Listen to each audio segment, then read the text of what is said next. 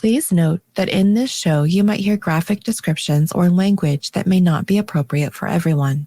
Listener discretion advised.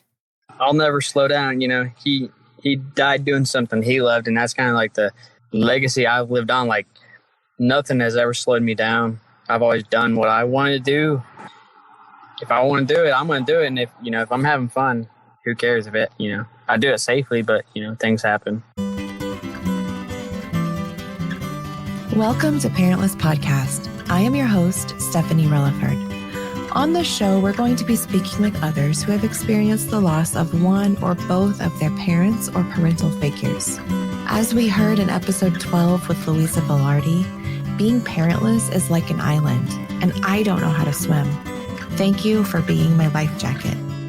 In this episode, we will speak with an Elkhart, Kansas native, Beau Kerbow. Beau took time out of his weekend gig as a mechanic to speak with me. He went over and sat in his truck, and that's how we talked. You will hear some sounds in the background that I think lend a certain charm and definitely character to our conversation. If this is the first time that you're listening to the show, please feel free to check out where we began with my friend Meredith on May 3rd of 2020. Parentless Podcast is just over a year old, and I thank you so much for your dedication to Parentless Podcast community. All right, good morning. My name's Beau Kerbow. I'm 26 years old. I currently live in Browns Mills, New Jersey. I'm stationed here, and I'm fixing to be moving to Galesburg, Illinois, to be stationed there for the next 3 years.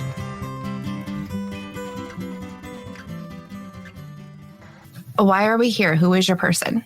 It's my dad. His name's Michael Marion Kerbow. He would be 57 years old this year. He passed away actually during a circle track race in Liberal, Kansas, on August 13th, 1996. So if you do the math, it puts me at like 2.5 years old when he passed away, which is, if someone's going to pass, I'd rather, me not know them than me be super connected with them. So. Do you have any memories at that time? I would like to think I do, but it's just, I could be, from what people tell me, I think I could piece stuff together in my mind and think I have a memory, but I really don't. Right. Yeah. Okay. So your dad's name was Michael. We like to talk about the name. That's very important. Did anybody have any nicknames for him that you've heard over the years? No. No? I called him a lot. He was Henri a lot, but no, just Mike. Okay. And you mentioned that he was on a circle track. Is that what you said? Yeah, dirt track racing. Okay. I'm not sure where you're from, but it's pretty popular in the southeast corner of Kansas. So I'm from Garden City. Okay, so you know a little bit about the area. Yeah, a little bit, but I don't know specifics about the racing. So tell me, I guess, just about, was that his life? Is that what he did? Was it a hobby? It was just a hobby. He worked, I guess, a lot of different oil companies and everything. But yeah, he just did it on the weekends and whatnot. And it's kind of just what I've known him to love to do. Yeah. So Okay. I don't know if he even has any other hobbies. Yeah. So tell me the story of what you've heard happened the day that he passed away. So it was at the fair race, during the fair season. And from what I understand is that a car got connected to his back bumper and they couldn't get apart, going around the track, and ended up spinning him out sideways. Well, when he spun out, it rolled the car. And when the car rolled, his seatbelt broke, ejecting him from the car and ultimately rolling over on top of him and breaking his neck. So it was pretty, it wasn't a real fast car, so it wasn't, it was violent, but it wasn't extreme, just an explosion. It was real slow, I guess. Were you there? Yeah, the whole family was there. The whole family was there. Okay. Yep. I believe my Aunt Sheena, I believe you know her or you've heard of her at least. But her, my mom, me, and my sister, and then a kid I grew up with was there. I know. Okay. Are there stories that you hear? No. Okay. So let me tell you this. Both of my parents have passed away. That's why I do this show. And we didn't really, my dad passed away first. And so we didn't talk about him. Right. You know, that it wasn't a thing that we talked about. So did your family talk about your dad and this experience as you were growing up? Yeah, I've known like my whole life what had happened to him. And yeah, I hear nothing but good things about him. It almost seems suspicious sometimes. Like he was actually that good of a person, but I believe he was. He was everyone's like favorite person to be around. So. Okay. Does your mom ever give any accounts of what that day was like? Yeah, she's talked about a little bit. How sad it was and everything, but never real too much detail other than what had actually happened with him. And that's what from her and my grandparents here, and that's how I learned about it. Okay. So your mom, where does she live these days? She lives in Cushing, Oklahoma. Being in New Jersey, then, do you not see her often? I see her about twice, maybe 3 times a year. Is she stoked that you'll be a little bit closer, I guess, in Illinois? Yeah, so for what I do for work, I'm going to become a recruiter. So there's a possibility of me getting to be stationed into Oklahoma. So she was a little bummed out that I'm still 9 hours away, but that's a lot better than 23 hours away. So I think overall we can count it as a win. Let's just say that. Has your mom since been remarried or anything? Yeah, she's been remarried twice. With either of those people, did you see them as a father figure? The first one, yeah, I definitely did, because that's who I grew up, knowing. And he did the same thing. He raced circle track. I don't know. No way. It's just who I grew up. Yeah. Sorry. So this is I gotta talk about this. Okay, so like her first husband dies in front of her doing this racing, and then she still decides that she needs to get into another relationship with somebody who does the same thing. That is brave, I think. Well, not only did she, get into another relationship with someone that raced, she decided to start racing herself. No way. A little bit. Yeah, kind of a badass, but wow. But she doesn't race anymore. No. She thinks she's gotten to the age where she calls herself old. So she's like 49. So. Oh, well, tell her that I've decided that like 50 is the new 25. Right? Turns out. I try to tell her all the time. She's not, but. So, okay. And so then she's not married to that guy anymore. And then is she currently married to her second person? Third? She is. Third person. Right. Yeah. She's still married to him. Okay. Good deal. Well, so for our listeners, they don't know, today's Saturday, June 19th, the day before Father's Day. This will air after Father's Day. How do you approach this weekend? Is it difficult for you?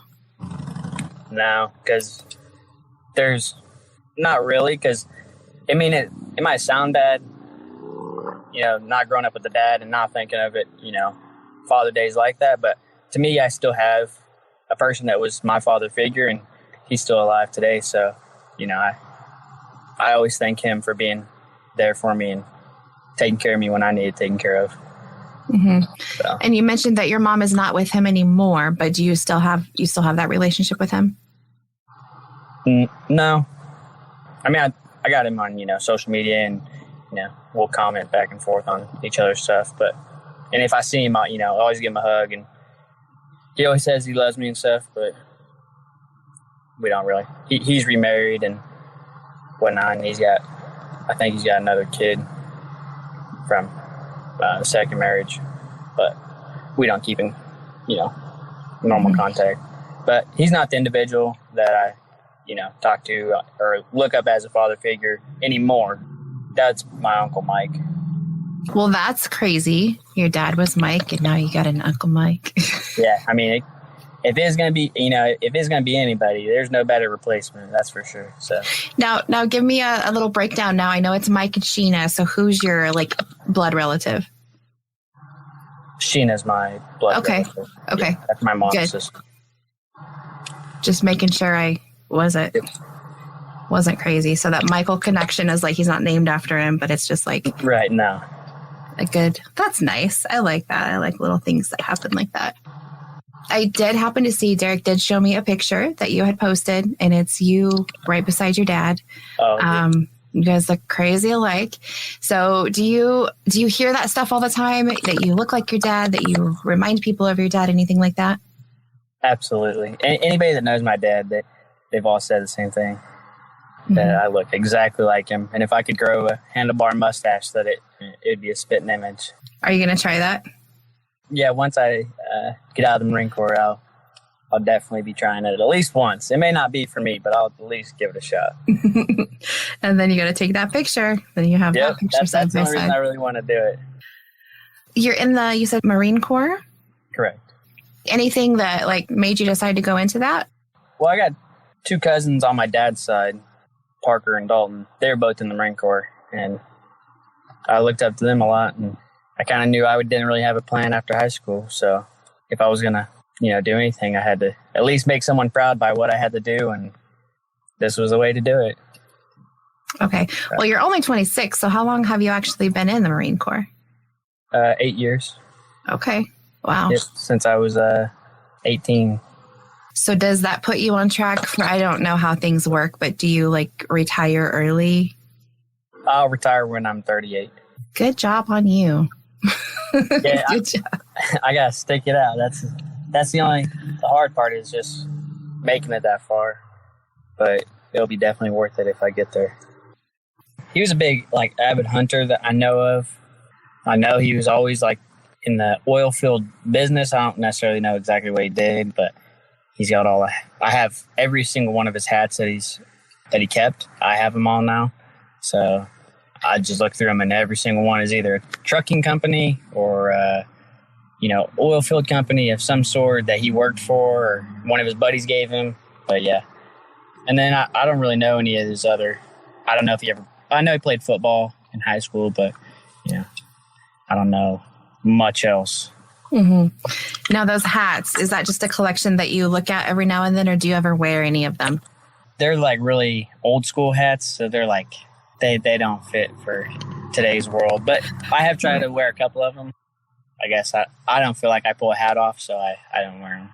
But at one point in time, I had them lined.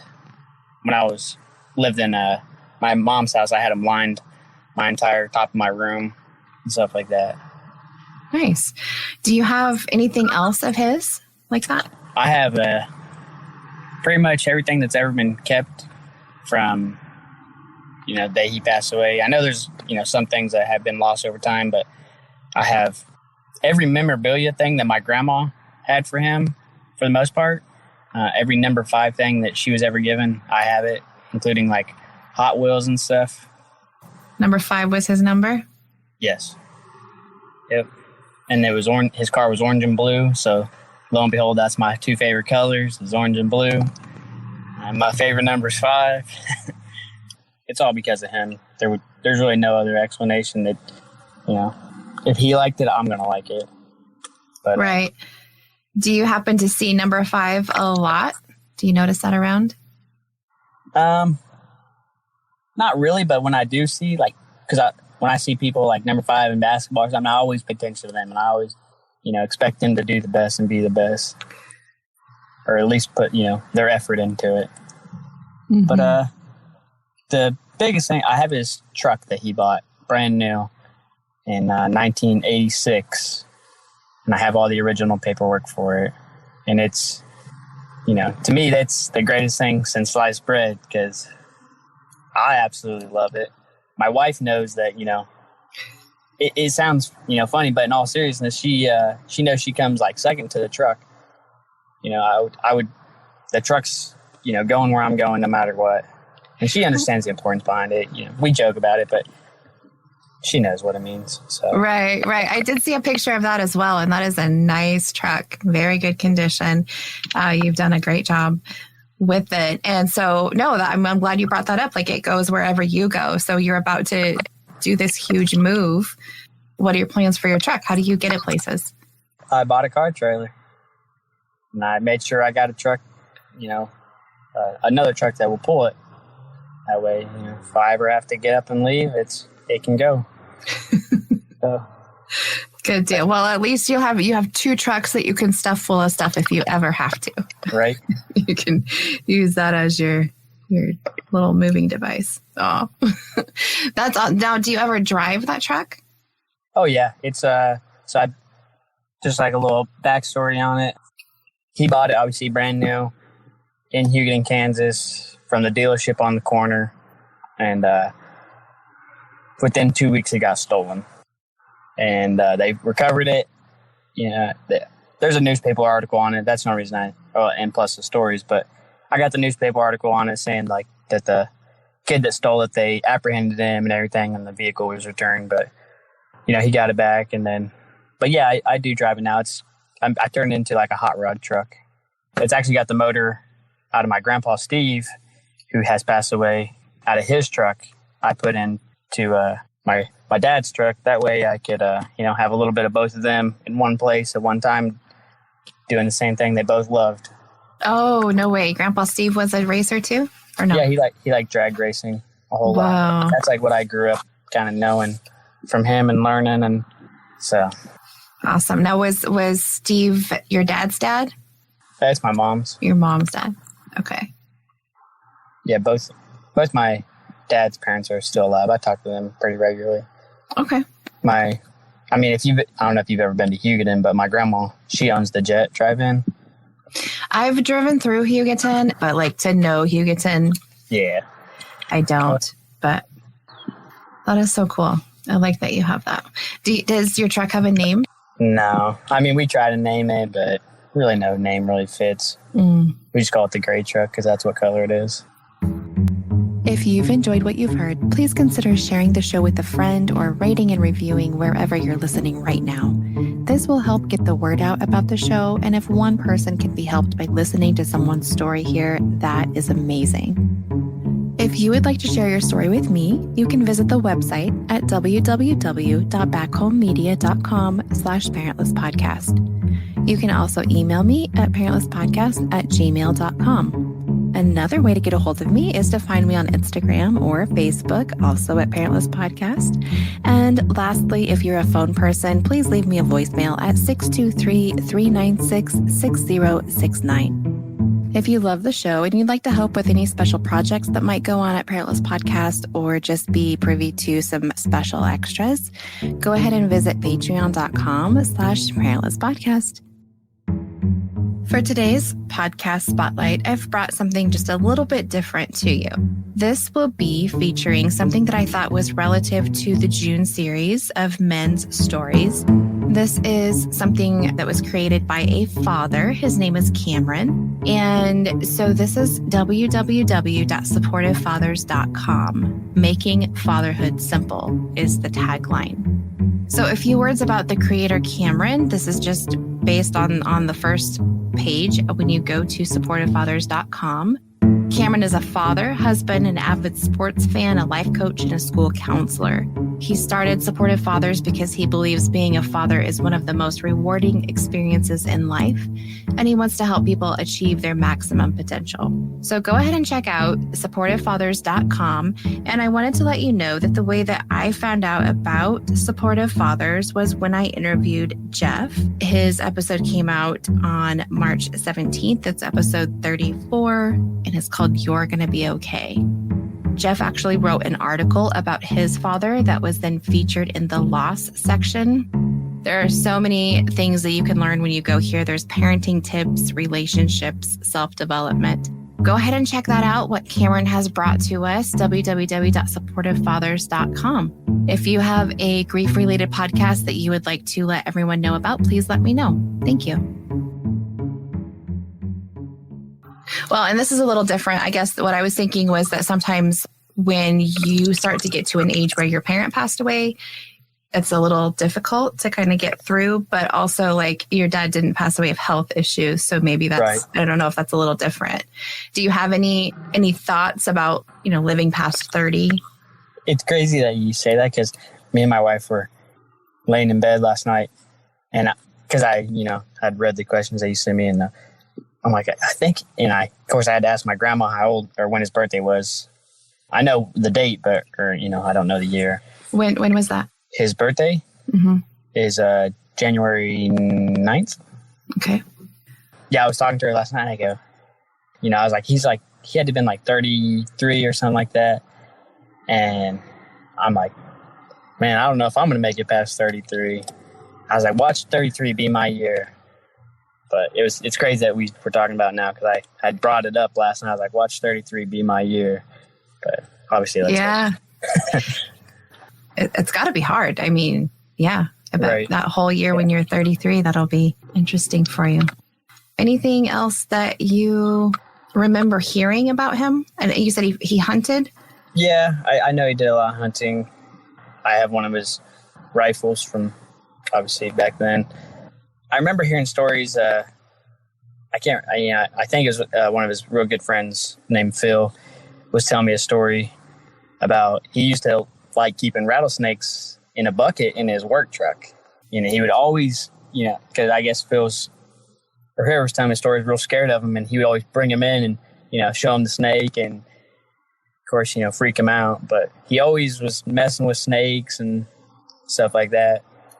So, and in my gray truck, I have a rattlesnake head hanging from the mirror. Keep that memory going, and why people, why is that in there? And I tell them the story. Do you hunt at all? A little bit, but I'm more into anything that has a motor or goes fast. So. Do you race? Not competitively. The truck's been out a couple of times, but that's not quite ready. Okay. Is that in the plans for the future?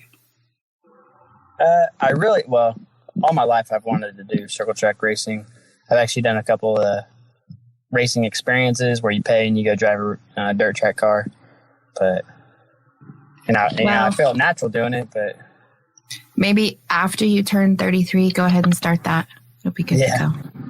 I know you had your father figure when you were growing up, but did you, when you were a kid going to school, did you find anything difficult about living now with the presence of a great man who's passed away? No, it was honestly, life's been pretty easy for me in that aspect, because I know I just have to uphold his standard. Like I know he's always looking down on me. So I never want to disappoint him. And I've been that way since I was a little kid. You can ask my mom, I've never been in trouble. I just always wanted to be, I might have been a pain in the butt, sometimes, and have a bad attitude, but I always just wanted to, just was on the right track. That's great. But also I think hard. I mean, for people who've met their parents, lived with their parents, experienced them, of course I hear them say they don't want to disappoint their parent. But I think that might be a whole nother level for you in not remembering him. I feel like that gives you definitely a higher level to live to, but even harder. Yeah. Because maybe he's perfect to you. I don't know. Is he perfect to you since you didn't have any? I don't know. It feels like a very high expectation to put on yourself at that young age. Right. And I do. I never really heard a single bad story about him. Some are ornery, but not a single bad story about him. So to me, he's a god among men when he walked around. But everything, especially like in the Marine Corps, everyone's always proud of you, but I don't really do it for them anymore. It's just I know I kind of like ingrained it in myself. Like I know I got to be the best person I can be because of who's watching down on me, and what would he think if I'm slacking off. Mm-hmm. So. Well, that is one thing that I love to ask people is if you think that they're looking down on you. So in that regard, do you ever talk to him? You're just going about your day and you're like, hey, Dad, do you talk out loud to him or in your head? Yeah, there's sometimes. A lot when I was probably middle school to high school years. I really wished he was around. Oh, obviously, I always wish he was around, but I would stop and kind of talk to him and just tell him how my day is going. Man, I wish he was here because I need some help right now, but I made it so far. So, Did you ever feel like you had any communication from him? Not really. But then again, as far as like spiritually, no. I'm not really like spiritual person, but maybe it's more of like the just knowing that I'm talking to him, whether he's listening or not thing. I don't know. But yeah. I never really got any kind of answer back or that I know of. Would there be anything that you would say to your dad today if you could? Yeah, there's definitely, there's so much. There's so many questions I would ask him. Not just about the past, but definitely about the present. Like, what should I do in this situation? Or, well, there's been a couple times, like, do I get out of the military? Would I even, be in the military? I was thinking about that last night. Would I even be in the military if he was around? Because there's no way, in this point in my life, obviously I miss him so much that I wouldn't be where I am today. You mean like would you stay closer to home then? Yeah, to be near him. Like, I don't think I would have ever left. I would still probably be in Kansas somewhere. Yeah, that feels like a two-sided thing. Like, I'm glad I'm out of Kansas, but I wish I had a reason to be in Kansas. Yeah, that's something that's. And I'm going to ask you this because I can never imagine my dad as an old man. In your mind's eye, I know you see the pictures and all that stuff. Is your dad still that age, or can you? Yeah. Yep, he's definitely still he's got an ornery smile, and he's still got his handlebar mustache and wearing his hat. Just pretty much the same thing I've always seen of him. Mm-hmm. Yeah. I see like younger pictures. I'm like, there's no way he ever looked like that, or he could look like that. But when you look in the mirror, do you see him? Just since I put those pictures up, kind of I like see it a little more, but I noticed it because my face got like it filled out more versus when I was 18 years old. I didn't think I looked anything like him, but I can kind of see it now. Yeah. But I think I'm in that like grown up stage to where not much is really changing other than your body like getting old now. Do you have advice to anybody who might have lost their person young that they can't even remember? Yeah, just kind of like how I did. Just know someone's looking down on you, and what would they think of how you are as a person? If you want to be like them, that if they treated people well, and if you don't, they're looking down on you, kind of questioning your morals, and I don't know. I just look up to them and know that they're watching down. Treat people how you always want to be treated, kind of thing. Have you ever had any dreams of him? I feel like I have, but not any ones I can remember. Yeah. But yeah, not any in the recent years that I know of. Okay.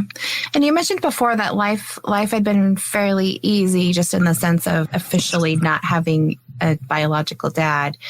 Especially when you were a young child or anything, did you ever have any grief that you felt or that sadness, anything like that?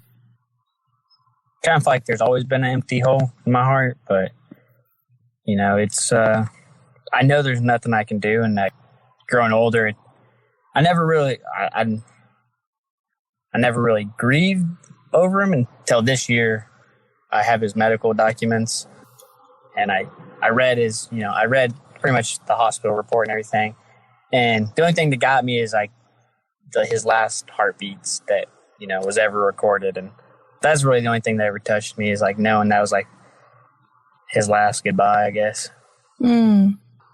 So that means to me, like, the picture that I had in my head was, a crash at the track. So did he make it to the hospital?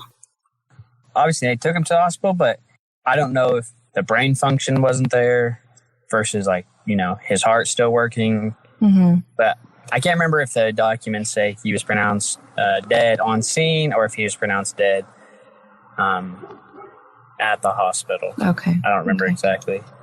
Well, you mentioned this year you were reading it. So is it something that you just acquired or something you've had and you just looked at, or how did that happen? Yeah, I've had it for a while. My sister actually had given it to me, I believe before I left for the Marine Corps, because she was out on her own, obviously, before me. But yeah, she gave it to me, and I refused to read it. And then one day I just sat down because I keep it in my safe, and I just sat down and decided I was going to read it and see all what I had to say. I don't think it's a mistake or anything, but I don't know what I was expecting, but. Yeah. I think that's interesting because there are, just in general, some people don't grieve for, a long period of time. Everybody's different. That is super interesting to me. I wonder if that'll be your process now. Like if this will be you starting to kind of deal with that. Sorry, sometimes I talk for the people that I speak to. No, it's okay. Need to do that. I really don't know. I kind of just been a person that doesn't really, I don't know. I just kind of put my head down and move forward. Just the way I always been. Would there be anything that you have learned so far that you would tell your younger self? No, I guess not. In that aspect, because I kind of handled it pretty well as a kid. And even I kind of just like, it is what it is. As bad as it sucks, it's nothing you can do. I think I was checking the questions. We've kind of gone through a lot of these. Now we said you don't have children yet, but if you do have children, do you have a plan on, are you going to tell them about your dad? I'm definitely, they'll definitely know who their grandpa is, no matter what. I'll pass on the stories that I have, everything's going to be passed down to them no matter what. And that way, they'll just know who he is. Mm-hmm. Yeah. Do you plan to teach them about racing? Yeah. I don't know if they're going to pick up on it. That'll be their choice, but it's been a part of my life for the most part. And, I want to continue on. Just kind of pass down the Kerbow tradition. I'll never slow down. He died doing something he loved, and that's kind of like the legacy I've lived on. Like, nothing has ever slowed me down. I've always done what I wanted to do. If it's, people are like, oh, that's scary. If I want to do it, I'm going to do it. And if I'm having fun, who cares if it, I do it safely, but, things happen. What are some of the things like in your hobbies? Have you skydived? Have you done crazy things that like could be dangerous? I never skydive. I work on helicopters, so I'm not a big fan of being up in the air. As crazy as that sounds, but yeah, I prefer not to be up in the air. But yeah, I just like, I ride four-wheelers. I go to the sand dunes. I'm not scared to go fast. I like to be wild and have fun pretty much. Yeah, no, I think that's a super important thing. Like knowing that your dad died doing something that was dangerous and fast and stuff like that. So you have the two options, am I going to stay away from that type of stuff, or am I just going to go for it and live and do whatever I can? Yep. So, and I had that conversation with myself, a long time ago. It almost feels like I was a grown up when I was a little kid because of the conversations I had with myself. But I kind of thought I have two ways to go about it. I can be scared of it and, not pursue the things I want to do just because I'm afraid of what might happen, or just go for it and have fun while you're here. Because one day you're going to have regrets of, I should have done that. And then it'll be too late. So do you have like a life motto that you kind of live by? Shit happens. It was written on the back of his race car. So, oh my gosh. So I'm so glad I asked that. Did his race car have a name? Do you name race cars? I don't know. No. I don't think it might have, but I don't think so. Okay. Not that I know of. All right. Yeah, I don't know. I think that's all of my questions, really. I really appreciate that you're able to come talk to me and willing to share your story. I think it's very important to let everybody know, there are people are helped from listening to other people's stories. So thank you for sharing about Mike with me. Anything else that we haven't talked about that you want to bring up? No, hopefully it was just, hopefully I put out information that works for you guys and helps someone else. Mm-hmm. Yeah. People enjoy listening to it. So I think that's cool. I think the biggest takeaway, not that it matters to you, but the biggest takeaway that I have, I think, is that you are able to still continue to do the things that you love and that make you happy, and you're not afraid to keep going. Yeah. I mean, and it's great because all the things I love to do is based off of him. He kind of like I've created him and myself, if that makes sense. Like, I do the things he loves to do. Like, I never kind of gave myself an option. You know, who knows? I might like, for an example, Ford, cars, but I've put in my mind, nope, he had a Chevy. That's what he wanted. So I don't like Ford because of that. It's just one of those things, and I do the thing like racing and stuff. I got into it because I knew like that's what he loved to do. And I wanted to follow in his footsteps. No, not that anybody ever, tried to persuade me or anything. Well, it sounds like your mom has done a great job raising you. That was definitely an obstacle that you had to overcome, even though like you don't have the memories. Yeah. So I'm glad that you're able to bring him to life in essence. Yeah, definitely. Because I'd say life was pretty wild as a kid in all aspects. So I'm happy the way life's turned out so far. Let's just say that. Okay, very good. Well, you have two choices. You're either going to make it or you're not. So, well, Beau, thank you so much for talking to me. Okay. Thanks so much for sticking with me to the end. This is something that I wanted to let you know about. I do not really enjoy doing live shows. I prefer to kind of be behind the microphone and not in front of the camera. However, if you follow the Instagram account, I posted a while back before Father's Day saying that we would have a drawing. The winner will receive Cindy McIntyre's book, Caring for Dad with Love and Tomatoes, as well as a sweet treat. We will be going live on Instagram this Saturday, July 3rd at 9 a.m. Pacific, 11 a.m. Central. So if you'd like to be around to witness both of our first lives on Instagram, we'd love to have you there when we announce the winner. Again, thank you so much for your support of Parentless Podcast. Take care. Parentless Podcast is recorded in Phoenix, Arizona. Find us on social media and most major podcast platforms. Music provided by Colin Lococo and the Revolving Birds. Studio and editing provided by Back Home Media and Ian Relaford. Check out one of the many shows on our network. I am your host, Stephanie Relaford.